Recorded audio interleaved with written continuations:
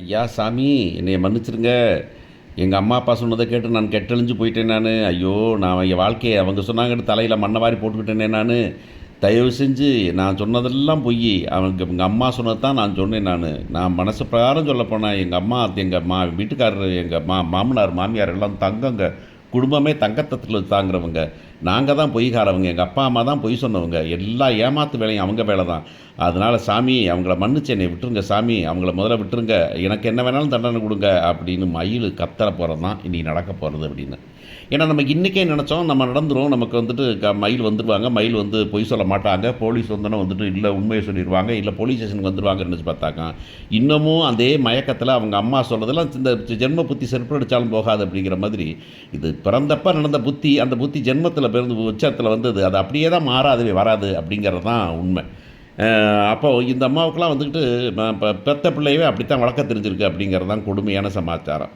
Okay. இன்றைக்கி நடந்தது பார்க்குறதுக்கு முன்னாடி தயவு செஞ்சு யாரெல்லாம் சப்ஸ்கிரைப் பண்ணலையோ அவங்கெல்லாம் தயவு செஞ்சு சப்ஸ்கிரைப் பண்ணுங்க. அது சேனலுக்கு நல்லது, நமக்கு நல்லது. இன்னும் கொஞ்சம் இன்ட்ரெஸ்டிங்காக இருக்கும், இன்னும் கொஞ்சம் மோட்டிவேட்டிங்காக இருக்கும் அப்படிங்கிறது உங்களுக்கு தெரியும். ஸோ மறந்துடாமல் சப்ஸ்கிரைப் பண்ணுங்கள்.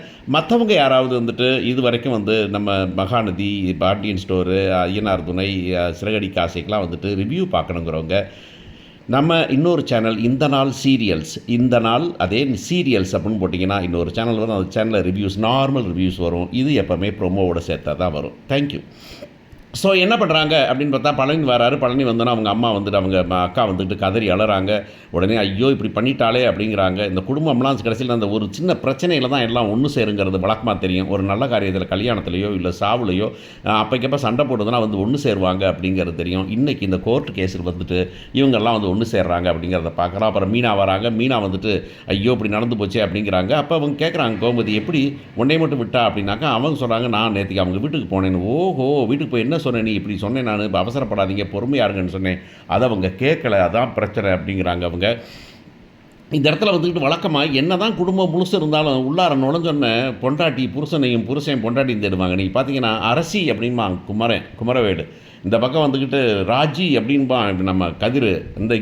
இந்த பொண்ணு மீனா போதுதானே செந்தில் அப்படிங்கும்போது பார்த்தா செந்தில் ஒன்று வரக்கானாம். கடைசியில் வந்து சரி இப்போ என்ன பண்ணிடலான்னு பார்த்தாக்க இங்கே வெளியே நின்று எல்லோரும் கேஸை பற்றி பேசிக்கிட்டு இருக்காங்க. மாமைங்கள்லாம் வந்துக்கிட்டு மீனா என்ன பண்ணுறாங்க அப்படின்னு அங்கே கேட்டுக்கிட்டு இருக்காங்க. மீனாவோட அப்பா வராரு. மீனாவோட அப்பா வந்து என்னம்மா என்ன சொல்கிறாங்க போலீஸ், என்ன கேஸு அப்படின்னு சொல்லி கேட்டுட்டு இருக்காங்க.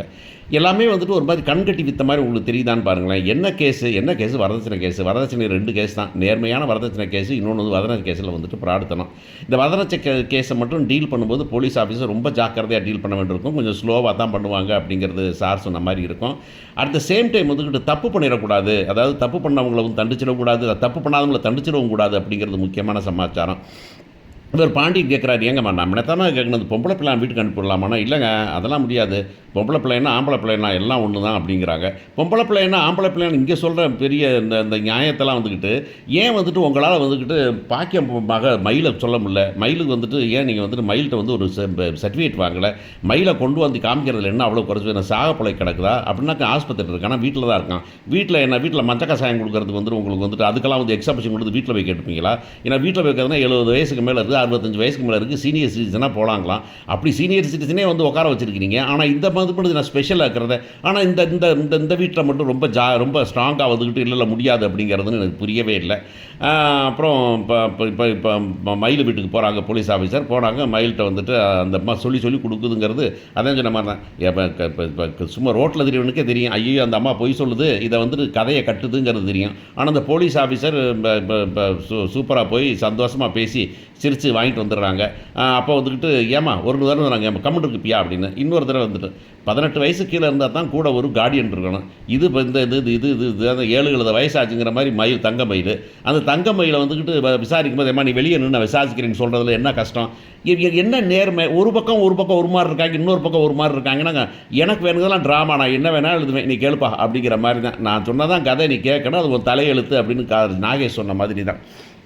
கொஞ்சம் மூளை அளவு இருக்கவன்லாம் சீரியல் பார்க்கக்கூடாது அப்படின்னு ஒரு மாதிரி ஒரு சட்டம் போடலாம் ட்ரை பண்ணுறாங்க போல இருக்குது அப்படின்னு தோணுது நமக்கு. அப்போ கடைசியில் வந்தாக்கா அந்த அம்மா வந்து கடைசியில் எல்லாத்தையும் கேட்டாங்க. ஆமான்னு சொல்லுன்னா ஆமாம் அப்படின்னு கையெழுத்து வாங்கிடுறாங்க. எல்லாம் கிளிக்கு சொன்ன மாதிரி தான், கிளிப்பிள்ளைக்கு சொன்ன மாதிரி சொல்லி கையெழுத்து வாங்கிட்டு வந்துட்டாங்க அப்படிங்கிறது தான். ஸோ இப்போ வந்து என்ன பண்ண போகிறாங்க, இங்கே எல்லோரும் வந்து வக்கீலோட காத்துக்கிட்டு இருக்காங்க. ஆனால் அவங்க அந்த அம்மா ஸ்டேட்மெண்ட்டோட வரப்போகுது.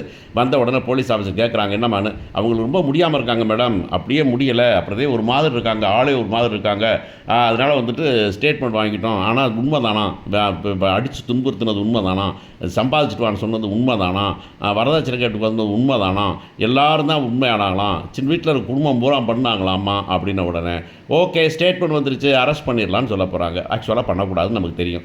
இது ஒரு ஸ்டேட்மெண்ட். இந்த ஸ்டேட்மெண்ட் சரியான வெரிஃபை பண்ணணும். வெரிஃபை பண்ணுறது இவங்களை விசாரிக்கணும், பக்கத்தில் விசாரிக்கணும், சாட்சிகளை விசாரிக்க வேண்டியிருக்கும், பக்கத்து வீட்டுக்காரங்களும் சேரும் உண்மை தானே தெரிவிக்கணும். ஆனால் ஸ்டேட்மெண்ட் கொடுத்ததுனால அரெஸ்ட் பண்ணி போடுவேன், எஃப்ஐஆர் போட்டுருவேன் அப்படிங்கிறதெல்லாம் கொடுமை. எனக்கு என்னமோ எஃப்ஐஆர் போட்டுருவாங்கன்னு தான் தோணுது.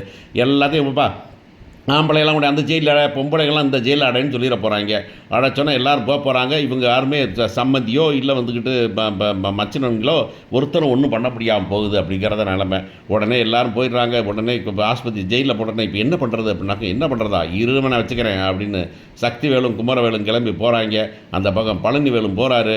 போய் மீனாவும் போகிறாங்க. போய் நேராக மயில் வீட்டுக்கு போகிறாங்க. மயில் என்ன பண்ணிக்கிட்டு இருக்கிறேன்னு தெரியுதா உனக்கு, எவ்வளவு தெனாவட்டா போச்சு, எங்கங்க போலீஸ் ஸ்டேஷனில் பார்த்துங்க, இங்கேனத்துக்கு வரீங்க நீங்கள் எல்லாம் அப்படின்னு பாக்கியம் சொல்ல போகுது. ஏமா உனக்குலாம் மனசாட்சியில் இப்போ தான் போய் நான் சொல்ல போகுது. ஏமா மயில் சொன்னேன்ல, நான் 4 நாள் பொறுன்னு சொன்னேன்ல, சரி அவர் டைவர்ஸ் நோட்டீஸ் கொடுத்தாருன்னா உடனே கொடுத்தன அவசியமா இல்லைன்னு பேசலாம். இதை விட்டு பொய் சொல்லுவியா நீ? உன்னை யாராவது கை தொட்டிருக்காங்களா? உன்னை யாராவது வந்துட்டு காசு கொண்டு வான்னு கேட்டிருக்காங்களா? என்னைக்காவது கேட்டிருக்காங்களா? உன்னை சம்பாதிச்ச சம்பளம் கேட்டிருக்காங்களா? எதுவும் கிடையாதுல்ல. எப்படி நீ பண்ணனா? நீ பேசுவோம்மா மீனா, உனக்கு கவர்மெண்ட் சம்பளம் இருக்குது, தனி குடித்தனம் போயிட்டா உனக்கு என்ன பிரச்சனை? வீட்டில் இருக்கிற பிரச்சனை உனக்கு என்ன தெரியும்? நீயே வந்து அவங்க கொடுமை தாங்க முடியாமல் தான் தனி குடித்தனம் போனேன் அப்படின்னா நான் கடுமை பண்ணேன். நான் போகல, செந்தில் சொன்னாருங்கிறதுக்காக போயிருக்கிறேன், அவ்வளவுதான். என்ன அப்படின்னு சொல்லிட்டு மயில் நாளைக்கு வந்து நீ வந்து அவங்கள முதல்ல நீ சொன்னதெல்லாம் பொய்ங்கிறத சொல்லி கொண்டு வரல அப்படின்னாக்கா அவ்வளோதான் அவள் வாழ்க்கை ஊற்றிக்கும்னு அர்த்தம் அப்படின்னு சக்தி விசிறப்புறா. சரி அவள் வாழ்க்கை ஊற்றிக்கிறதுக்கு கேட்டோம். இந்த வீட்டில் யாராவது நிம்மதியாக இருந்துருவாங்களா? நாங்கள் யாருன்னு தெரியுமில்ல, நாங்கள் வேலு பிரதர்ஸு, நாங்கள் யாருன்னு தெரியுமில்ல, தனித்தனியாக கொண்டு போய் போச்சுட்டு போயிடுவோம் நாங்கள் வாட்டில். நான் விளாட்றீங்களா நீங்கள்? பொய்யை சொல்லுவீங்களா நீங்கள்? அப்படின்னா ஏங்க நீங்கள் தானே சொன்னீங்க, நான் அன்னைக்கு கோவத்தில் சொன்னேன், அது எனக்கு சம்மந்தம் இல்லை, எனக்கு பிரச்சனை இல்லைன்னு சொன்னேன், ஏன்னா உன் மக வாழ்க்கையை வச்சு நீ பண்ணுவியா நீயே அப்படின்னாக்கா கடைசியாக வந்துக்கிட்டு அடுத்த நாள் கிளம்பி கோர்ட்டில் வந்து எல்லாம் நிற்க போகிறாங்க. கோர்ட்டில் வந்து சொல்லணும். வந்து சொல்ல பண்ணும்போது ஜட்ஜு வருகிறாரு. என்னம்மா யாரும்மா பாதிக்கப்பட்ட ஆள் அப்படின்னா, நாங்கள் தான் சாமி அப்படின்னா. நீ எல்லாம் இல்லைம்மா, யாரும்மா பாதிக்கப்பட்ட ஆள், யாரும்மா விக்டிம், யாரும்மா வாமா மேலே யார், தங்கமயிலா, ஓகே தங்கமயில் வா அப்படின்னா தங்கமயில் சொல்ல போகுது. என்ன பண்ண போகிறேன்னா அப்போ நம்ம பால் வழக்கமாக டான் டூண்டான் மியூசிக் போடுவாங்க. மியூசிக் போட்டு என்ன சொல்ல போகிறாங்களோ அப்படின்னு இருப்பார். அப்புறமா அந்த பொண்ணு சொல்ல போகுது, சார் நாங்கள் கல்யாணம் முடிச்சு போனதான் உண்மை, நாங்கள் அங்கே வீட்டில் பிரச்சனை தான், நிறைய பிரச்சனை இங்கே ஓடிச்சு, பிரச்சனைகள்லாம் காரணம் அவங்களில் பிரச்சனைகள்லாம் எங்கள் அப்பா அம்மா தான், அவங்க தான் பொய் சொன்னாங்க, எல்லாத்தையும் பொய்யை மறைச்சாங்க. இன்னும் சொல்லப்போனால் இன்னும் அந்த வீட்டுக்கு தெரியாது. இன்றைக்கி நான் சொல்கிறேன், இவங்க போட்ட 80 பவுனில் 8 பவுனு தான் நல்ல பவுனு, 72 பவுனு ஃபேக்கு தான் நாங்கள் போட்டதில்லை. இதெல்லாம் அவங்க வேணும்னு செய்யலை எங்கள் அப்பா அம்மா. ஆனால் எனக்கு கல்யாணம் முடிக்கணுங்கிறதுக்காக பொய்யை சொல்லிட்டாங்கிற தவிர வேற ஒன்றும் இல்லை.